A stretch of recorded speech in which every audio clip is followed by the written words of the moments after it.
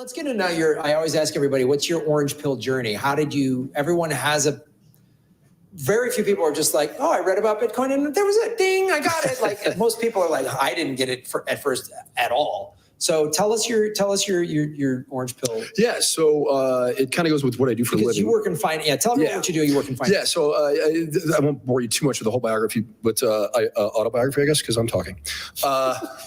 I went to college, I majored computer science, then I got out and started doing stand-up with you.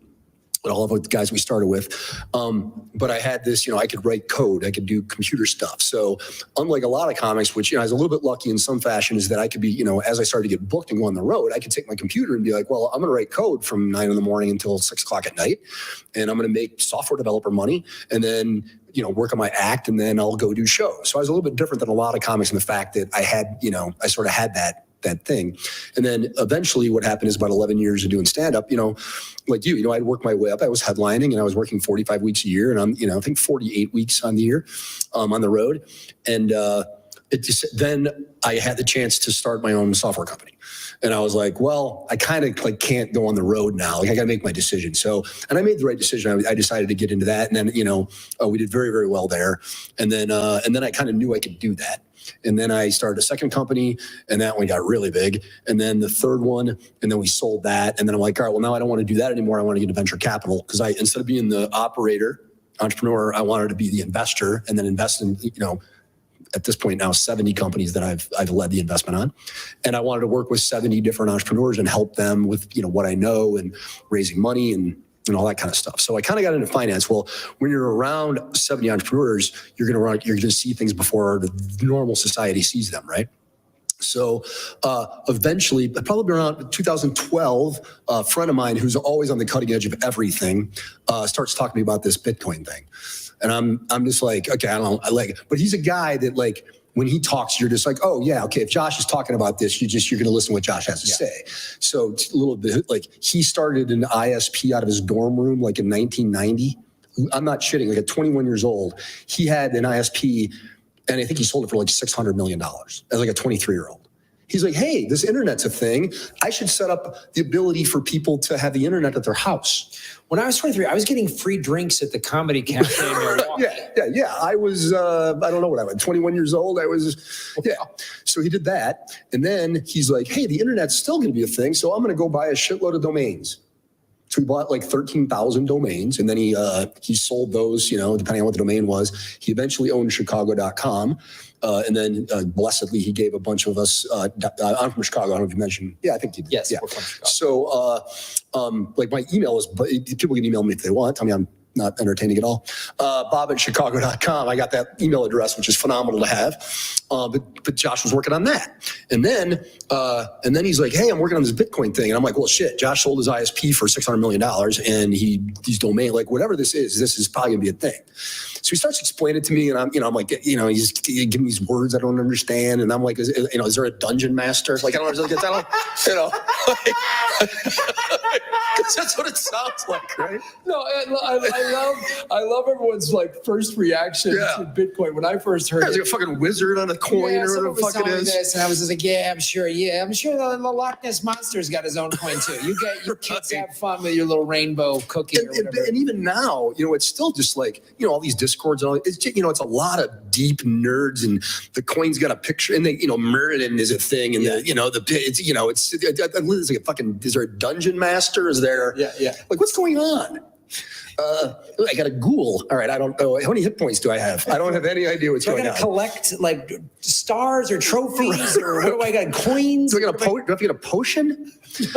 So I'm talking to him, and then and he was doing it so early. And he still does it. And then he got into mining. And then with what I do, he's like, hey, Bob, can you help me model out some stuff? I do a lot of financial modeling stuff. He's like, hey, man. Somebody in the chat put the coin master. the coin master. So then he started like calling me about my expertise and being like, hey, Bob, I need to put together like a financial model or put together these things that I do, term sheets and boring shit, cap tables. And so I'm like, well, I can do that, but I need to understand what you're doing. So I started, kind of as I helped him model out things, I started to pick up like what Bitcoin crypto is all about. And then my first story, though, of a Bitcoin is fantastic. We're at my house. I remember it distinctly now. We're at my house. And we're having like a little dinner party. And he's like, hey, man, just bring your phone up. Because like I've been doing the modeling for him. I've been doing all the financial modeling for him. But I haven't mined. I haven't bought it. I don't know anything. I'm just, yeah, Josh, tell me how it works. Put in the numbers. I'll figure out how, So he goes, bring up your thing. Download this wallet thing. And I'm like, whatever. And I download it. And he's like, yeah, and ding, ding. And then all of a sudden I have a Bitcoin, right? I look at it and it's, I don't know, $620, I think maybe at the time, something like that. This is 13? 2011, 2012, 2013. I don't remember the exact, it was about that time. Right. And I look at it and I'm like, Josh, he's only $600. And he's like, Josh doesn't need $600 from me.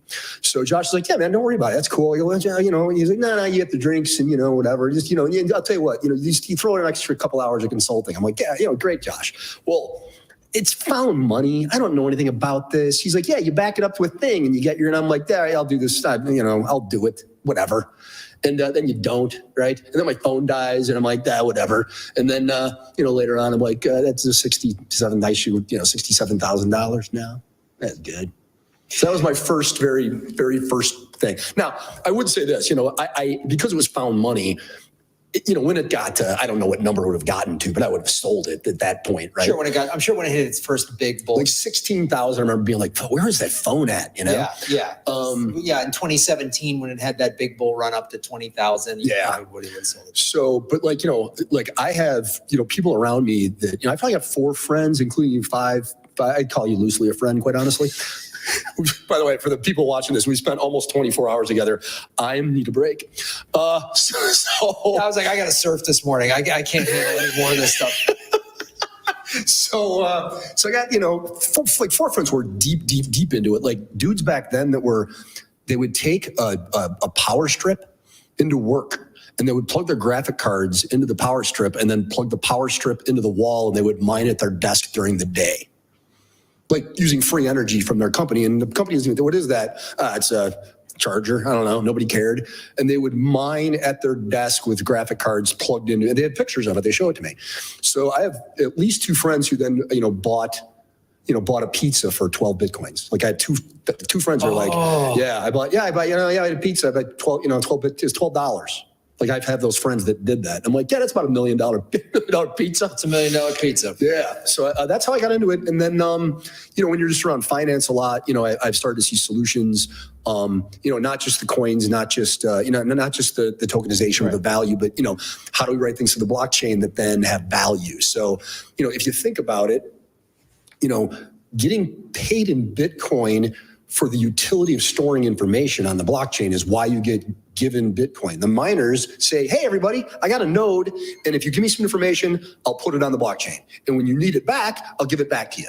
And by doing that, I get a little bit of Bitcoin. That's my reward for doing it. Mm-hmm. So for me, at least initially, it was very much like, okay, this blockchain technology is like a mutable database that can't be hacked, and it's a public registry of information. Well, that's super interesting to me because, like, you bought a house, you've got a car, title insurance.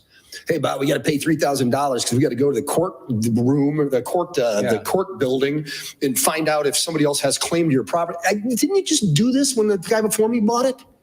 Like, you're going to go to the court? Like, okay, we did it when I bought it, and now I'm selling it. Nothing happened.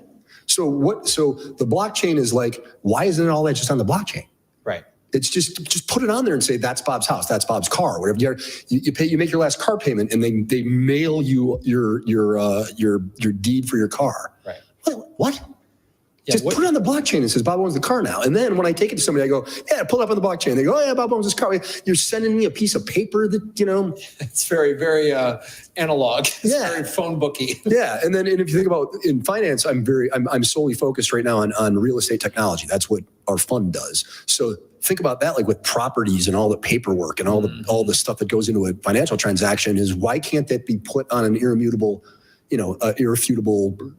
unhackable public database, which is what blockchain is. So that's kind of how I got into it, was because I see so many, and also I know this is a Bitcoin podcast, but like cybersecurity. I was way ahead of knowing about that kind of stuff. I was way ahead of video games, understanding that these video games are going to be rich, detailed things that you can download to a computer instead of having to go to the store and thousands of people are going to play at once. I saw that coming way before anybody else. Well, not anybody else, but people like that. Streaming like Netflix. I'm like, oh, that's going to be a thing. Like right now we're mailing around DVDs. But later on, you're going to click a button and that movie's just going to show up at your house. Yeah. So when you're around a lot of technology, you learn a lot about different technologies and, AI, cybersecurity, video games, Bitcoin. They're all these emerging things that we're not even starting to scratch the surface of that I just got involved with because I have to know about them. Mm-hmm. And then there's the ones that I think, aren't as interesting. But I think that, clearly I think that, that this is a big giant thing that is in the very early innings. Yeah, it feels like one of those things like we don't even know yet. Like it's when the Wright brothers did their first plane, were they thinking about the space shuttle when they did that? Or the first car, were they thinking about this like Tesla or whatever, a Formula One race car? Were they even conceiving of that? No. Yep. And I think that's where we're at.